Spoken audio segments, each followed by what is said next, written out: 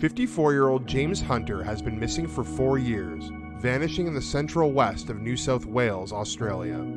James is described as Caucasian, about 175 centimeters tall, with brown hair and eyes, and a medium build. James is the son of famous award-winning Australian actor Bill Hunter, who died in 2011. Bill was in movies like Gallipoli, Muriel's Wedding, The Adventures of Priscilla, Queen of the Desert, and Finding Nemo. It's also believed James had hurt his hand before going missing and recently had surgery on it, which required physiotherapy. James was last seen at a pharmacy in Dubbo in February 2020 and has not accessed his bank accounts since then. His blue 2005 Toyota Hilux was found on a property in Mendooran in March 2022, adding a layer to the mystery of his disappearance. Despite extensive investigations and searches, he has not yet been located. He was apparently in the area for work, heading to Lightning Ridge to mine for opals. Hunter's family and police are concerned for his welfare and are appealing to the public for any information. A company called Working Drones Australia has taken tens of thousands of images of an area where they think James may have gone missing. James's family and friends urgently need your help combing through these high-resolution images, which are now available online. If you can spare some time, please consider assisting. I've linked the images in the show notes, and you can also find them on the Help Find James Hunter Facebook page. James's friends and family have also started a GoFundMe, which I have also linked in the description.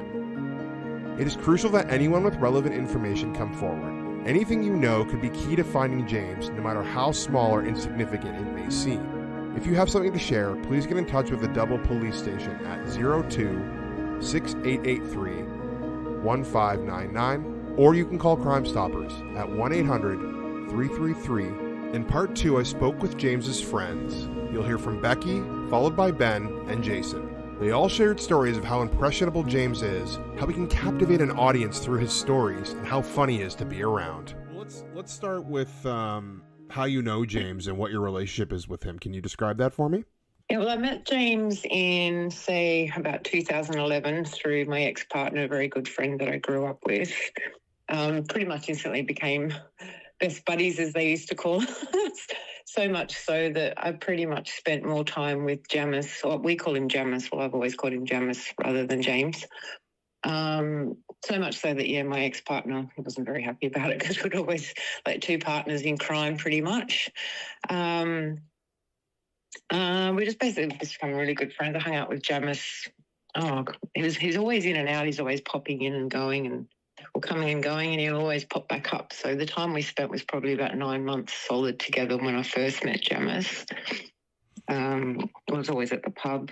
We'd hang out at the bar. It's usually where you'd find Jamis is at the pub if you're looking for him, if he wanted to be found. We're just really good friends, and he's basically one of those people that would make you feel comfortable in a room of people. Like, he'd always know if there's something wrong. He's just one of those people that always looks out for his mates, basically. What was he sounds very charismatic. What drew you towards him, when you first met him? Was there something that stood out? He's just a rat bag. A good rat bag. But Jamis was very well spoken. He had a very eclectic collection of a vocabulary, if that makes sense. And he's a very good storyteller. He's just very kind, funny, but he's very charismatic. What else can I say about Jamis? He's just a really good guy. He's just someone that you want to be around. So you met him in, you said 2011, right? It was around 2011 in Byron, yes. I was with my ex-partner now. I just remember him telling me, this guy's going to get in the car, and he goes, "No, you behave yourself," is what my partner said to me.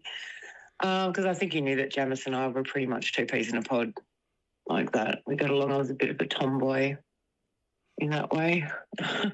And then the ensuing years, because Marie had said, he tended to be in your life and then dip out and disappear for a while and come back. And she said that's probably one of the reasons it took a while to report him missing. But I'm just curious, like, was that your experience as well? Like, you would see him Yeah. at the pub and hang out, and then he'd be gone for long stretches. Like, can you talk about that a little bit? Yeah, well, pretty much. I mean, on first meeting Jamis was staying up in the hills, sort of behind Byron, at a friend's place. So he was there for a fair while. So I guess I'm pretty lucky, if you look at it that way, that I did get to spend so much time with Jamis without him fleeting off somewhere and disappearing and coming back. But when he actually did disappear, well, I wouldn't call it disappear, when he went on one of his travels or adventures or whatever he was doing, you never knew what Jamis was doing, because it was always very private about, most of what he was. Just a very private person in that way, but he was always up to something on a new adventure. But when he did disappear, well, not disappear, went off on his travels, he used to always say, I'm pretty sure Marie might have even said, if I do go missing, don't come looking. And that can be taken in many ways, like basically I'll pop back up, or it's just an old saying as well. But when Jamis did, like, I think, it was probably about 2015, like he was always popping in and out, would sort of seem, on and off, whether it be every 6 months or even a year. But when I did actually realise, I thought, wow, I haven't seen Jamis, he hasn't popped up, and it was sort of getting a bit worried. I thought, that's really odd that I haven't seen him or heard anything about him. And I did bump into a friend of his once. It was probably about 2 months before Jamis's page, like it actually was on Facebook that Jamis was missing. It was probably about 2 weeks before. I thought, wow, that's really weird. And no one has heard from him. And the person that I asked, friend of his, said, no, I haven't seen him. Who knows? That's just Jamis. And then the missing page popped up, and I thought, this is really weird. And especially that it's been popped all over Facebook, which would be totally against Jamis's wishes to be his face all over the news and all over papers and on Facebook. That was half the problem, because people would always expect that Jamis was off on some adventure or working or doing something, and he'll pop back up. So for him not to pop back up and see that he was missing on Facebook, it was a bit of a sort of hit home, okay, he is missing. Like, it was very strange that he hadn't popped up. And it was, I guess, more so that his mother or the people that he usually keeps in contact with, like someone always knew where Jamis was. He would either let you know, or he had somewhere that he was going. So for him to not have contacted someone or let them know that he was going somewhere, or that, or to someone not have even seen him, it was I found it very, very odd. Do you remember your last conversation or the last time you saw him? Like, how long was that before he went missing? So I think his last contact with his mother was in 2019, but I'd seen him in 2015 because he was staying just behind where I was living in Byron. So he was always fleeting in and out, and I bumped into him, and, we had a beer at the pub. It wasn't I didn't see him for very long, but like I'd see him around, sort of thing, because he was always busy working. He's like with his opals and doing stuff like that, travelling. So it was 2015, and then I'd heard through the grapevine, he was here or he was there, but then it was 2019 when he last had contact with his mother, in 2020 or 2021 when he was declared a missing person. So it'd been quite a time since I'd seen him, and that's why obviously a few weeks before, when I was actually going, well, I haven't even heard anything about him. And that's when I started inquiring and asking, has anyone seen him? I just found it odd that he hadn't popped back up or even made contact with anyone. What did you think when you first heard he was missing? Like, was there a thought that jumped to your mind? I thought, he doesn't want to be found. Like, he's busy. Like, he'd always say, like, passing jokes like that, and it's hard to take someone seriously when they say that. I sort of took it with a grain of salt. That's just I thought it was just Jamis's way of saying, I'm going away for a while, don't come looking for me, sort of thing. I'll be back. Always expected him to come back. So for him to not pop back up and no one had seen him, it's like, well, I found it like striking, like just when I was like, basically Marie, I got in contact with Marie and Chloe, and for them to actually say that they hadn't heard from him either, he hadn't just popped up or even sent them a message, or made contact in any way, then I thought, this is a bit serious. Talking to Marie, talking to Daniel, it seems like everyone has a theory maybe of what happened. I'm curious, like, do you, based on, what we know about the truck and his last sighting and knowing him as a person, like, do you think about what happened to him? Like, do you have a theory of what, what the outcome could be, or, what he, what his intent is by going missing? I don't think Jamis. If Jamis intends to go missing, it's usually only for 3 months. It's usually because he's a very private person. He's a solo man. He does things on his own. I think he's always been like that. Like I'd only known him for way less than Marie and a lot of other people. But sort of once you know him, you know him. I just figured that he was doing his own thing.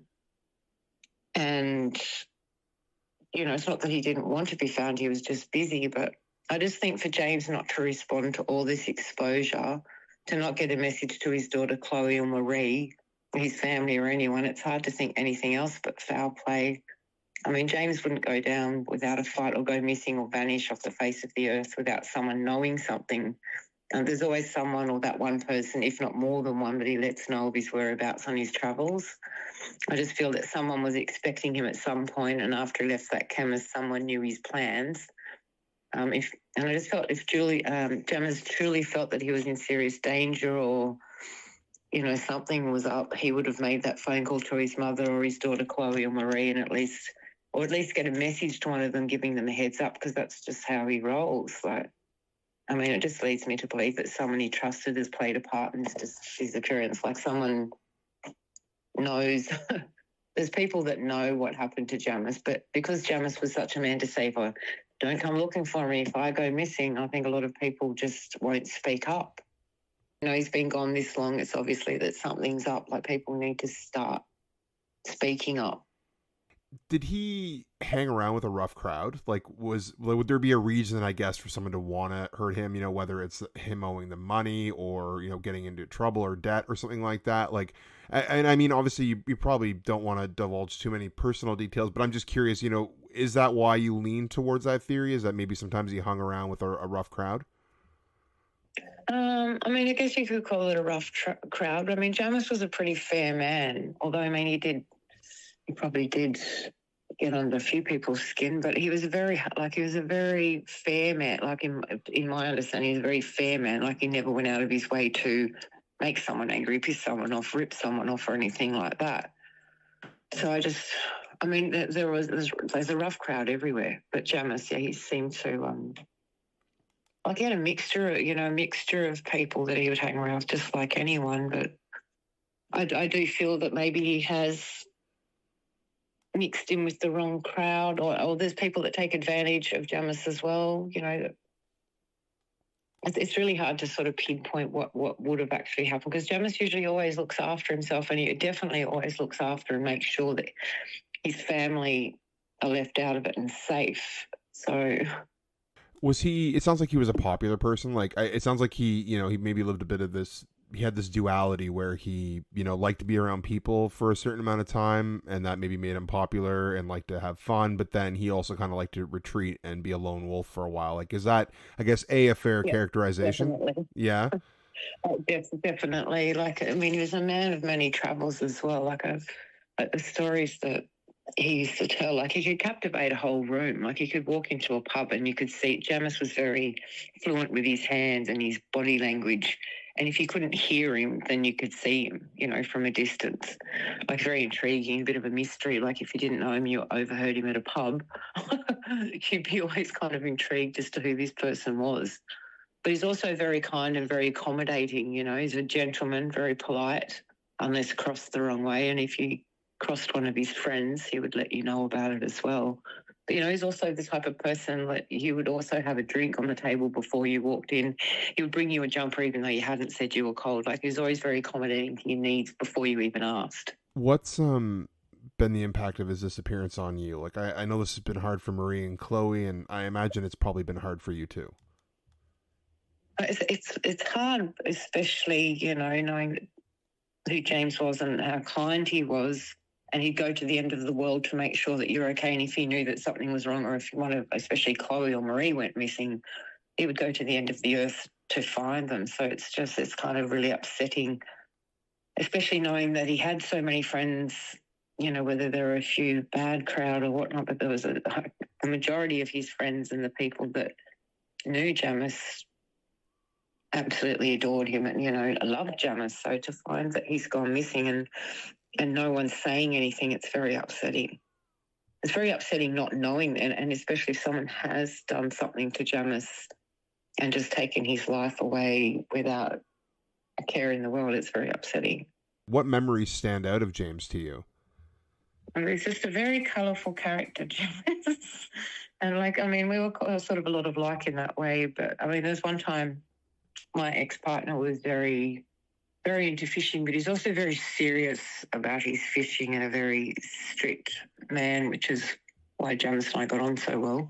But he took us fishing, my ex, one day, and there's no drinking on the boat and it's daytime and, it's too early, and Jamis rocks up with a shaker and a mixer and the cocktail arms full, and we went out fishing, and my partner at the time was like, there's no drinking till after 12 o'clock. And it was like 9:30 and we're both looking at each other going, well, this is because obviously we're not really into fishing. We were just there for the fun, for the day sort of thing. And got a little bit drunk. Jamis fell overboard, but he's managed to, because he's just so tall as well, and he's rocking the boat, and my ex-partner's going off his hand, I can't drink, and the next thing Jamis is in the water, but you look up and here he is with the shaker and the vodka in his hand and still drinking while he's drowning. But yeah, so we got in a lot of trouble that day. Another occasion, which is probably where, the rat sack and rat bag came from me, because I've always liked firecrackers. Jamis knew that, but we blew up a fireplace inside a house and blew the tiles off the wall, and that was the last. Jamis was like, right, that's enough. You got to behave yourself. So we've had a few wild times with Jamis, but it's always been a good time. He's always looked after you. As I said, you walk into a pub and before he even knows that you're coming, he's got a drink on the table for you and asks how you are, and if there's anything wrong, he's always you'll try and fix it. You'd have it fixed before you even finish telling him about it. Just an all-round, he's a very, very loyal to his friends and family. Just that type of person. That's why it's so important too, I think, as well, to find out what's happened to him. He would never let this happen to a very close friend or anyone that he loved. And for people to not be speaking up and giving him that same respect back, I find it very disrespectful, disheartening.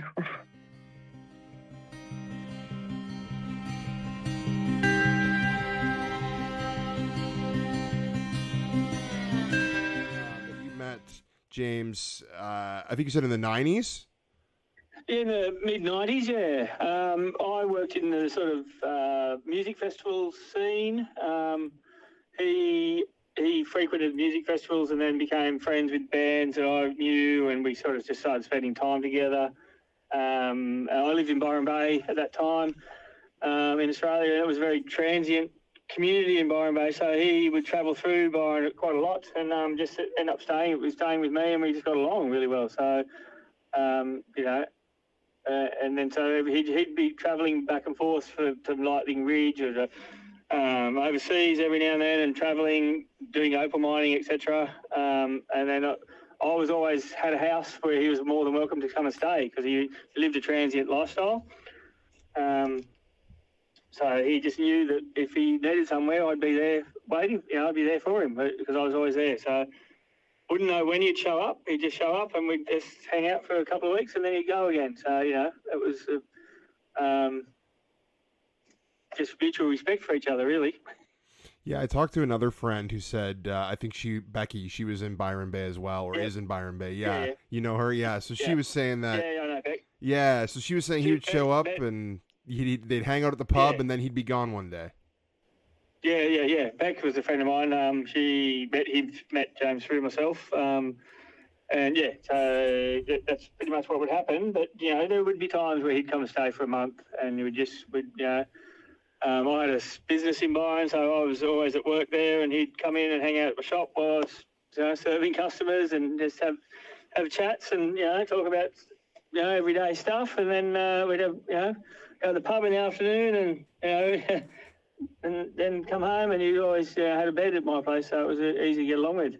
But then he'd disappear again. I wouldn't hear from him for a couple of months. So it was just something he become accustomed to, really. James coming and going.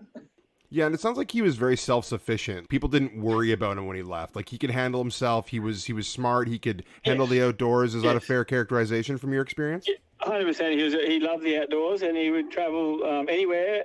I would have, because he'd ring me and just tell me whereabouts were occasionally. I'd have his mother and grandfather call me just to ask, if I hadn't heard from him for a few months, they'd ring in and see if I knew where he was. Just to reassure them that he was okay, and that I did that for quite a few years, really. And then he'd call them as well. But I just think it was my phone number was one he always remembered. Whether he could just ring me from anywhere and we'd have a chat. So I was a bit of a stable side of his life, and so he would just disappear, but not for long periods of time. Just for maximum 6 months, really. Initially, until the last time he's disappeared and we haven't heard from him. So, yeah. What was, do any memories stand out? Are there anything, like I'm just wondering now, do you look back on, are there any memories that you'd like to share that really stand out about your time with James? Well, yeah, numerous of them. I mean, he'd come and, because where I lived in Byron, it was a nice part of the world, and, he brought his younger brother up one day to come and camp on our property, so... we just spent 2 weeks camping, really. I was living in my house, but he was camping with his brother on the property. Anytime James was around, it was a fun time. He was there. He cared about his friends. He loved to have a laugh and have a story about any time, really. Every time we spent time with James, they all stood out because he was such a character. He always had something good to say about everybody that was around. It was always positive and uplifting, so, nothing in particular stands out as such. Just, because they were frequented every now and then, they were all just good times, every time he'd be in town. Can you tell me the last time you saw him before he disappeared? Do you remember that? Yeah, I definitely can. It was July. I'm pretty bad with dates, but it was... July, 2 years before he was last seen in Dubbo, according to the police. So he called into a festival that I was working at because he knew I'd be there, and he called in and he got stopped at the front gate because the festival wasn't open, and they radioed me, and I came to the gate to see him, and he just called in to say how much I meant to him. And he was driving past and thought of me, so he knew I'd be there, so he called in to tell me that he loved me and we'll catch up soon. And I had not long had my son was born, which he had never met. So I said, well, I'd really love to catch up soon because I'd love you to meet my son. And I said, how do I get in contact with you? He said, you don't, I'll find you in the next few months and we'll get together. And that was the last time I saw him. When do you start to get worried about not hearing from James? Is there a time where you start to go, hey, it's been a long time since I've heard from him or I've seen him? Yeah, 12 months, definitely. 12 months would be 12 months to 18 months, because there was a period the longest I hadn't heard from him was for 2 years. Before that time I saw him last, I hadn't heard from him for about 2 years. I'd moved out of Byron Bay and moved down the coast a bit, a couple of hours away. So he'd drive through town occasionally, up and down the coast, and he'd call into my house there again. But then it was a 2 year period I didn't see him before the last time I saw him. And it was that when I saw him the last time, it was a relief that that I saw him because it had been such a long time. So I didn't think any more of it. I thought, yeah, he told me to catch up in a couple of months. So, I waited for that to go along. But, there was times where he'd say, if you don't hear from me, don't worry, I won't be far away. So you just have to take his word for it. When I talked to Marie and Chloe kind of alluded, she didn't give me many details, but she said some people think maybe there's foul play involved in his disappearance. Do you have suspicion about that as well?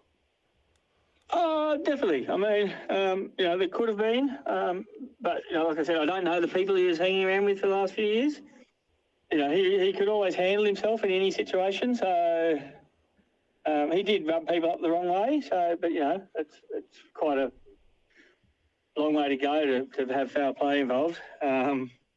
If he just disappeared for natural causes, I mean, there would be more. He'd be around somewhere. Someone would have found him. You know what I mean? It's someone's hiding something is definitely an option. So whether it's foul play or accident, something gone wrong, I don't know, but someone is definitely hiding something from us. Can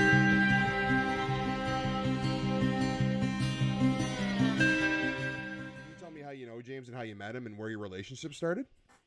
Okay, yeah. So it's an interesting story. Okay, so I was living with a mate of mine who I was living with at the time. This would have been it would have been the late 90s or even the mid 90s probably. I can't exactly remember. It was a long time ago. So I was living with a mate who used to work a lot for bands, so I was doing a bit of roadieing work and working with bands myself and playing in bands. But this one mate of mine, he ended up going down and working at a festival called the Falls Festival.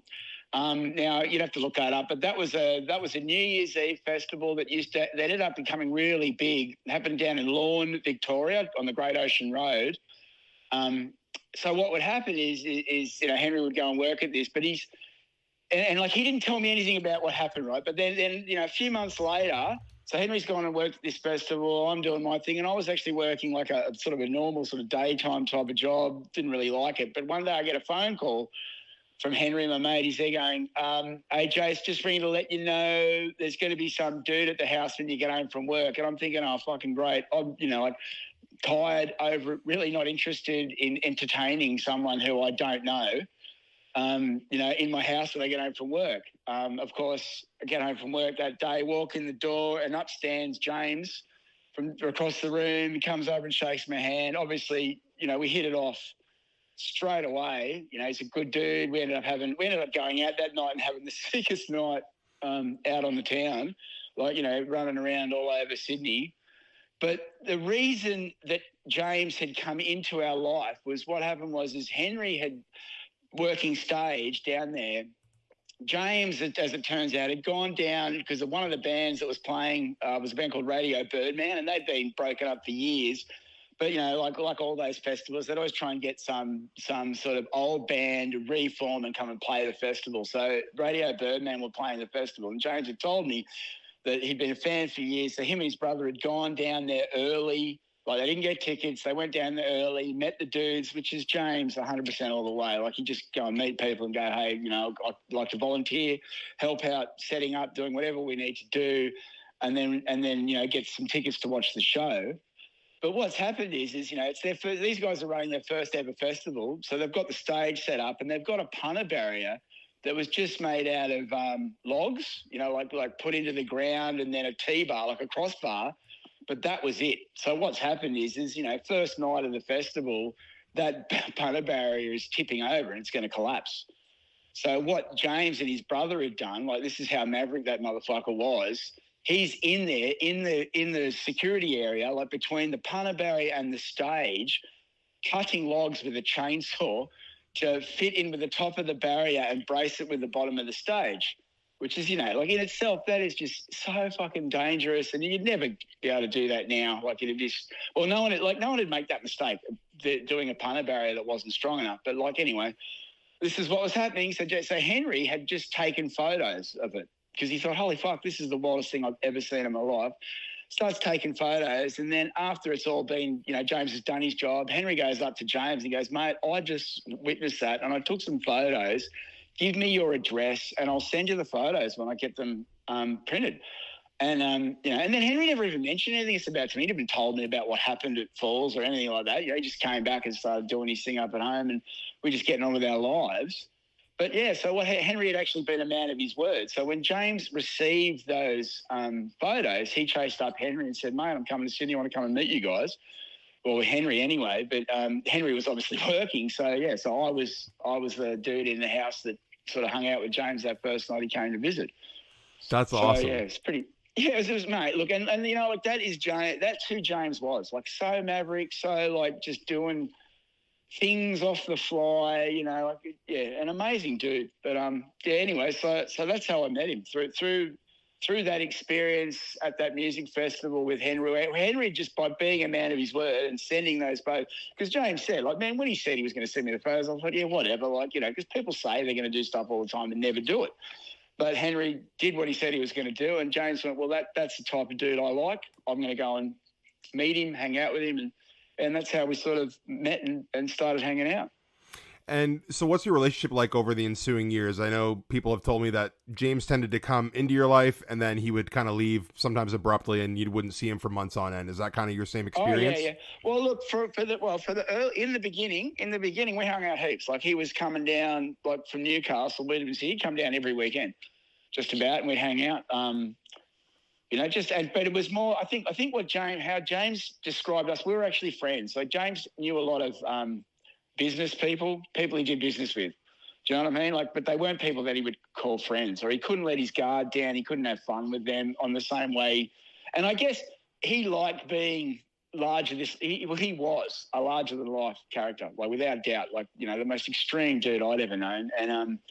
And we were all sort of blown away and in awe of him. And then our wider circle of friends got to meet him, and, you know, so he was enjoying being this special person to everyone around him. So at the beginning, we hung out a lot. We even got a rental house together for a while, and he came and worked with me. So I was working with a crewing service, you know, doing setups and pack downs for bands and corporate functions in Sydney. And he just came along and started doing that for the fun of it. You know what I mean? He didn't need the money. He would give you the shirt off his back. He was the most generous, giving, fucking awesome dude. Never asked for anything really in return.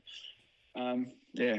But yeah, like he'd come in and out, like, you know, so spent a lot of time in the early days, but then, you know, we all sort of drifted apart as you do. James started going overseas a lot, you know, traveling and and like those were, you know, the stories that he told me about that were out of control too, man. There's some pretty wild stuff going on there. But yeah, he'd still always come back. You'd always see him arrive. He'd just rock up on your doorstep. You know, like I lived near the airport, Sydney Airport, for quite a long time. So I'd be his first port of call. You know, me and my wife and my firstborn child, like, you know, we'd be the first place he'd stop off whenever he got back to Australia, come and see us. And yeah, and we'd get some wild stories or you know, whatever. Yeah. He sounds like a hoot to hang out with. Like everyone said, he's just like the life of the party. 100%. He was like, he described himself as a facilitator, right? And like he was, like, you know, his presence would just, you know, like some people can do that. They just elevate a room. They've got an energy, a positive sort of, a really strong energy. James was like that, man. He just had this energy of life and explosive sort of energy, man. It was, yeah, so you couldn't not have a good time. Like, you know, like I remember once, one time I'd taken some LSD and I was like, you know, I was just cruising. It was really nice and I was having a good time. But then I met James later in the evening and he goes, how's it going? I said, oh, yeah, it's sort of okay. And then, like, after being with him for about an hour, I was just tripping balls. Like, you know what I mean? And like, he wasn't even on anything. But just being around someone with such an intense energy just sort of, I don't know, like, you know, like, and that's why he described himself as a facilitator, and he was. Like, that was the best. It's very self-aware dude. Like, he sort of knew what he had. That's incredible. Do you remember the last time you saw him, like, before he went missing? Like, what was your last encounter like? Yeah, it was not good. Yeah, look, man, at the end of, like, you know, so we had kind of fallen out. And, like, it wasn't bad, like, but just, so he rocked up, like, so this is it in a nutshell, right? I'll just say, he arrived, like, it was 7:15 in the morning, okay? Now, my wife, I think, was away. She might have been away for work. I had my eldest and then my young one. I was getting ready for work. I had to drop my younger one off at daycare and then the older one off at school. James just knocks on the door. And I go, oh, fuck, James. And he goes, yeah, I slept in my car down the beach. Now, that's another story, and I can get to that later. But he's come in and he goes, have you got anything cold to drink? And I went, no, man, I don't think so. And he opens the fridge and he saw a beer and he goes, yeah, you do. Takes the beer, sculls it. And then he asked me if I had some money. Now, it was the day before payday. I had $17 in the bank. So I didn't even have enough to get him $20 out. I did have some redraw on my home loan, but like I was about to go out the door. I kind of let him down, right? I wasn't able to just give him some cash because I did not have it, and I would have had to do some bunch of juggling of money, which man, fuck, if I could go back, I would have done it because I feel, I still feel terrible about that as my last interaction with him. You know what I mean? I wasn't able to help him out, and I know roles reversed, he would have done it for me. I was never in the same situation as James. I had made a life, like working, slaving for the man, fucking, daycare and mortgages and all of those things. And that's not an excuse, though. It's, when I look back, I go, fuck, I could have just fucking, got on the back, online, done some juggling, said, come with me, mate. After I drop the kids up to school, we can go to the bank on my way to work. I'll give you whatever you need. And I wish I had done that. But I didn't, and that was the last time I saw him. So, unfortunately, I feel they're my regrets with our relationship. You know what I mean? I felt like I'd, probably when he needed me, but at the same time, it's the type of dude, if he said, oh, mate, like this shit's not working for you and, you need to go rehab, he'd just brush you off, Yeah.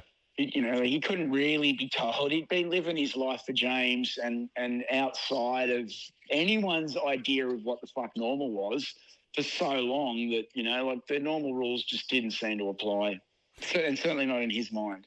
Yeah. So how long is that last interaction when he shows up at your house before he goes missing? Is that like a few years before or? Oh, yeah. Look, I'm trying to think. It would have had to have been 8 years ago when he lobbed at my house. Yep. So that would have been like 2016, and he disappeared. And I hadn't seen him in 4 years, I reckon, when 2020 rolled around and he was actually reported as missing. Yeah.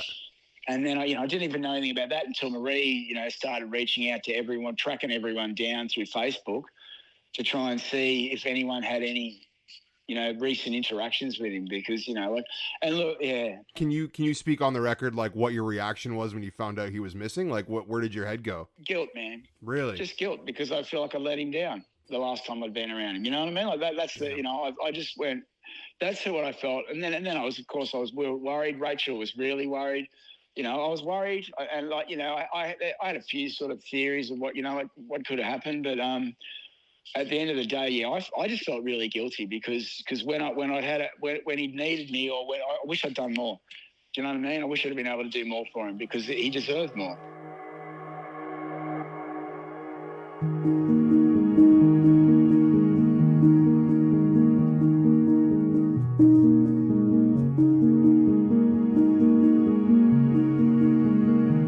If you have any information about James's disappearance, no matter how small or insignificant it may seem, please get in touch with the Dubbo Police Station at 02-6883-1599. Or you can call Crime Stoppers at 1-800-333-000. Your help could be the key to finding James.